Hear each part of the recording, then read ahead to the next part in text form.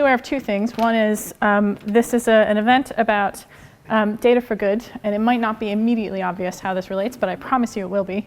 And second, ethics is obviously the only thing standing in between you and a drink, and that might not be the first time that's true for some of you, but I will try and keep it as brief as possible because I know we started late.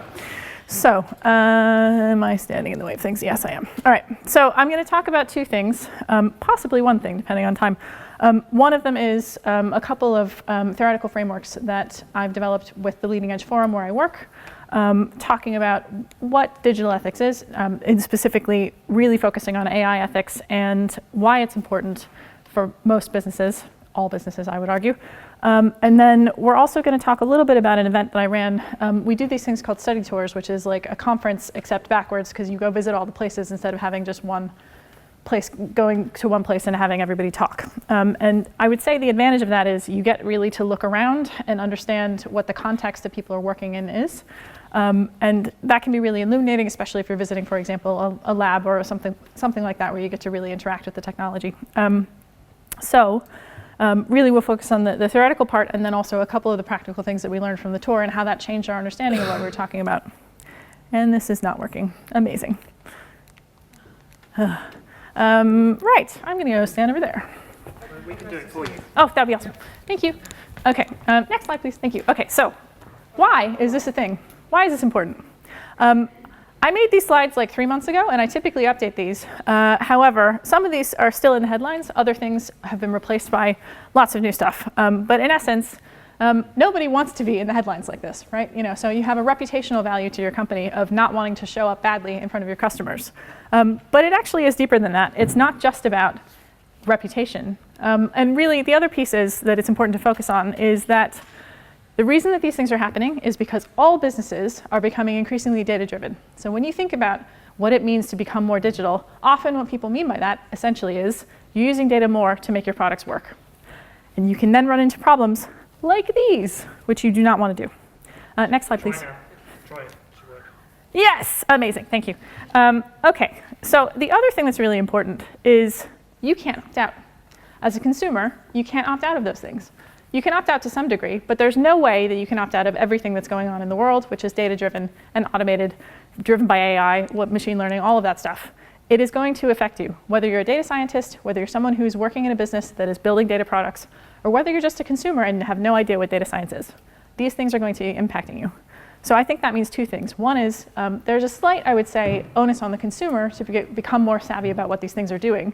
But also, as a data scientist, you have an enormous responsibility, not only to your company, but also to all the people who are going to be impacted by the things that you're building. So with great power comes great responsibility. You heard it here first. Right. Now, why is there a phrenology head on these slides? It's because when you think about the kinds of technology that we're developing now, and when you think about the kinds of data that we're working with, so often there's this great excitement about the power of technology and the power of math and the power of numbers to solve everything. And it is great. It can do some wonderful things. There are actually some great examples of, for example, being able to reduce or eliminate bias, as well as some of the problems that I put on the first slide. It can absolutely do some of those things. However, just because you're doing it mathematically does not mean that what you are doing is objective, factual, or has any relation to reality. There are major limitations. And we've been in situations before, like this. And if you're not familiar with what this is a phrenology head. Phrenology was a system of analysis that was popular in, let's say, the late 18th to early 19th century, where essentially various kinds of practitioners would measure parts of the head, and they believed that that would tell you something about people's personalities. You can actually see modern-day phrenology happening if you look at, for example, types of facial recognition that are geared towards assessing people's personalities, types of facial recognition or gait analysis that's geared towards, for instance, trying to figure out whether someone's going to be a shoplifter or not. A lot of these things are real technologies that businesses are out there buying and believing that they can really learn something, when in reality, just because it's numbers doesn't mean that it's right. And it certainly is impacting people in very negative ways, because it impacts not only the businesses, but also it impacts the consumers, but it also ultimately impacts the businesses, because you're essentially shutting out a whole group of people that are legitimate consumers that are trying to use your services And you're essentially saying, we don't want you because we think that you're dangerous. And you can really shoot yourself in the foot that way. So, we watched 100 years of bad science happen before. Let's not contribute to that now. Approach automation with caution. I'm not saying that you can't do great things. You absolutely can. But don't just take everything for granted, right? Now, one of the things that we talk about a lot in terms of data ethics is bias. And I would say that there's some confusion about what that term means. If you're a mathematician or a statistician, you might be talking about statistical bias. What that just means, does the model represent the data correctly to the best of our knowledge?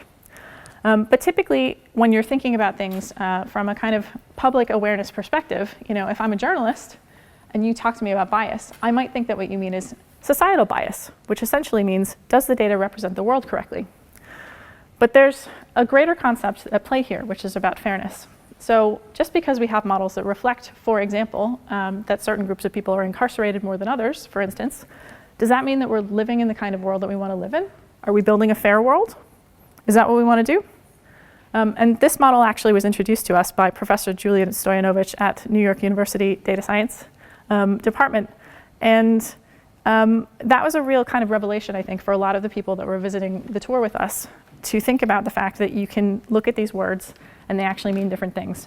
And if that's true with language, how can it also be true with the numbers that we're working with as well?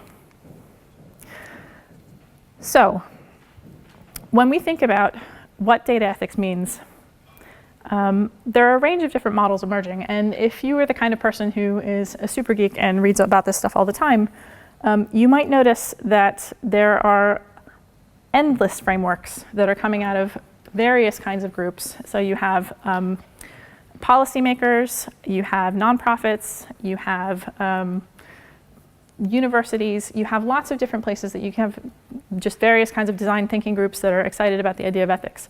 And a lot of these places are developing various data standards, various kinds of frameworks around ethics. And I kind of had a look at them all, not all of them, but I had a look at probably about 50 to 75 of them. And what I found was that there were some underlying themes in all of the ones that I encountered. And luckily, there are now actually some much better meta-analyses being done by academic departments on this, and they're reviewing like hundreds and hundreds of standards at a time. So this is kind of my view of the world, but what I think is really exciting is that as the field becomes, it kind of coalesces around certain kinds of concepts, it'll become even easier to understand, because at the moment we're in this kind of state where everything's proliferating, and new meta-analyses are enabling things to come back together in a way that's much more kind of comprehensive. So the view that I looked at was, when you want to talk about ethics, what you're really talking about typically is starting from a point of fairness. So how do we make sure that when we create products that are driven by data, that we're creating products that are fair? And fair can mean a number of different things, but in essence, does everyone have an equal chance to get what they need out of that? And in particular, if you're thinking about nonprofits or government service design, you often have a much greater emphasis on thinking about fairness than when you work in the private sector, where it's usually talking about just your user and not potentially other stakeholders. But that doesn't mean that we shouldn't consider those other stakeholders, because just because they're not buying your product doesn't mean that they're not interacting with it in some way. So I'm going to assume that everybody in this room wants to start from a position of fairness. And then what we need in order to support that fairness is transparency. And I think what transparency means essentially is insight into what the system is doing. So how do we actually know what's going on in terms of, whether our fairness goals are being achieved?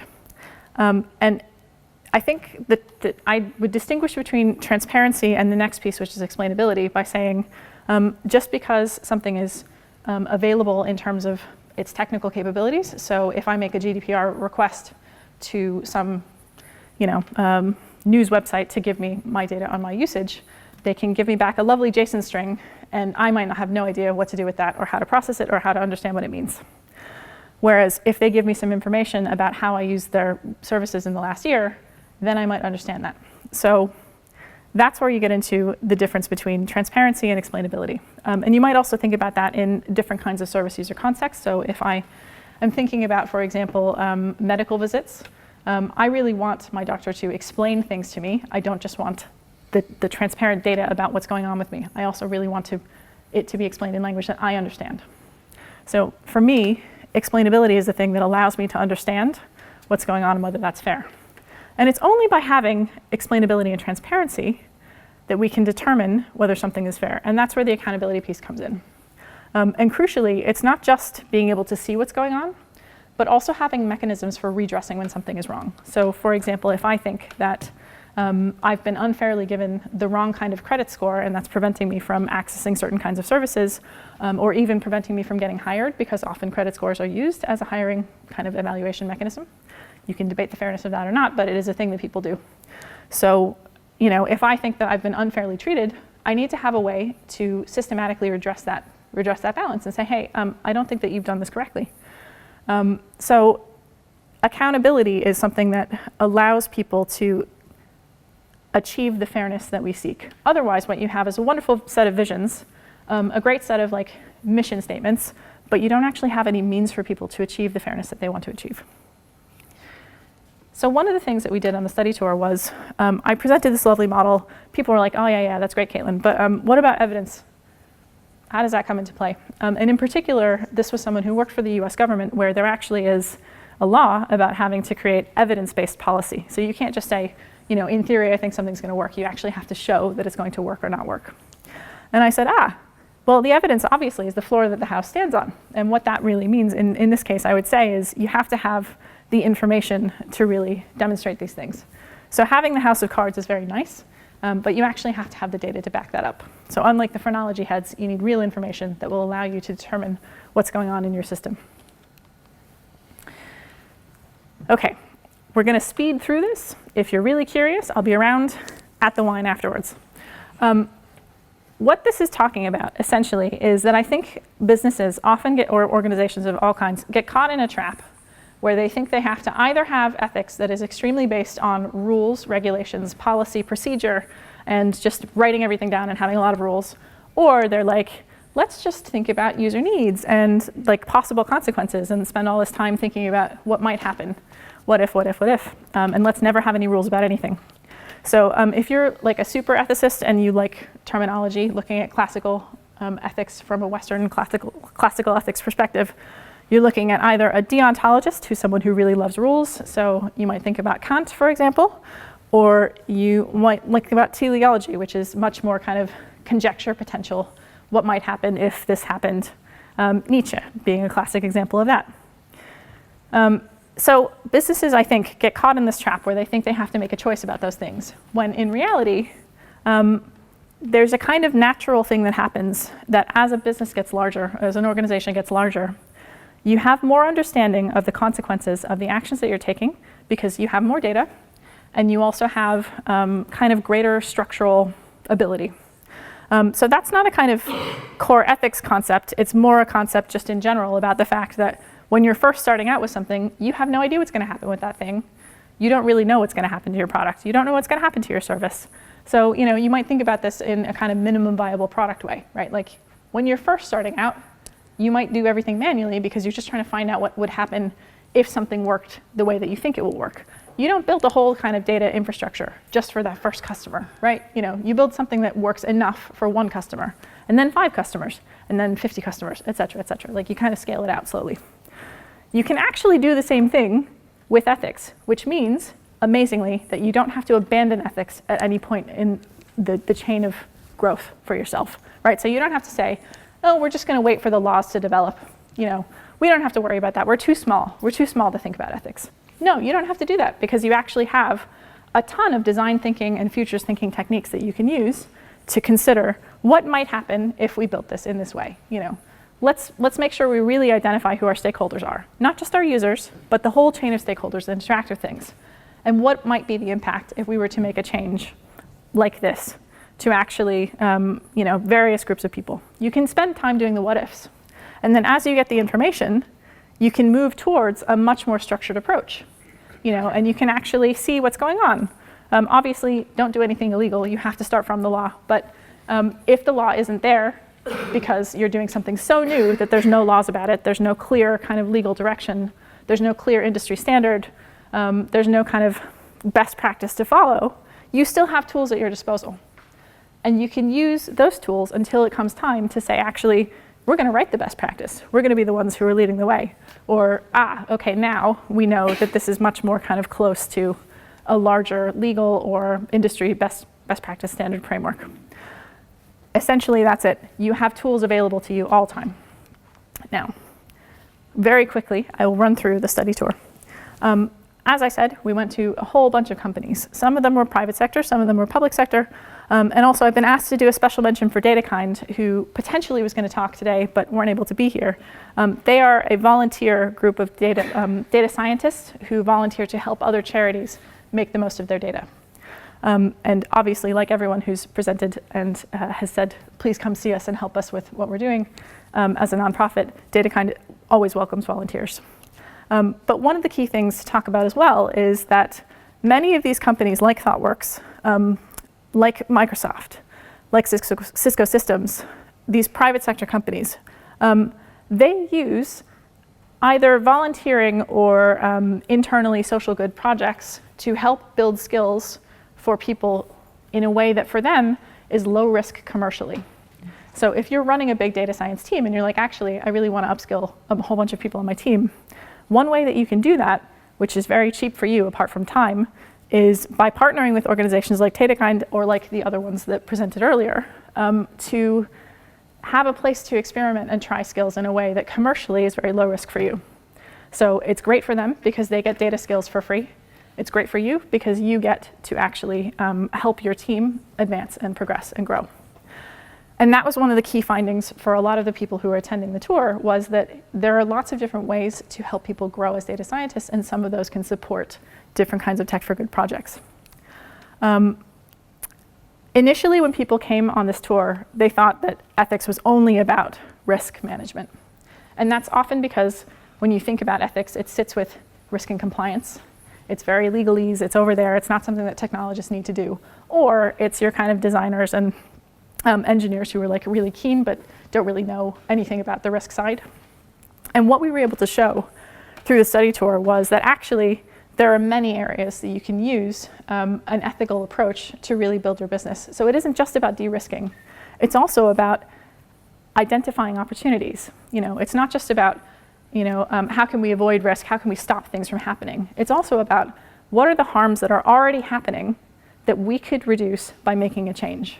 What are the opportunities to serve a group of people that are underserved that we could address by providing a new product or service. So there are definitely strategic opportunities that are available if you consider things from an ethical approach. And finally, in particular, and this is a study by .Everyone that they did in 2018, what they found was that most kind of engineering type people, but in particular data scientists, are extremely concerned with the ethics of the businesses that they work for. They really want to work at places that are aligned with missions that they share, aligned with the goals and values that they have. And what that means is that if you are a company that is hiring, you have to really consider how your goals are going to be aligned with the kind of groups that you want to hire. And this was a real challenge for some of the public sector people who came on the tour with us, because they thought that that was the only way that they had to compete. They said, well, we can't compete on salary with some of these kind of big companies.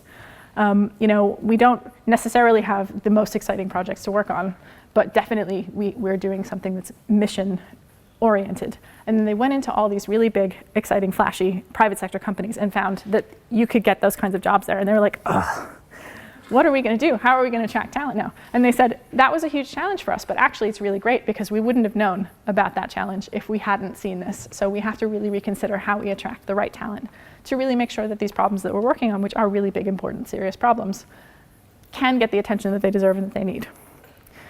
We're going to skip these things. I'm just going to finish up by saying that when we talk about ethics, we typically use the word as a noun because it is.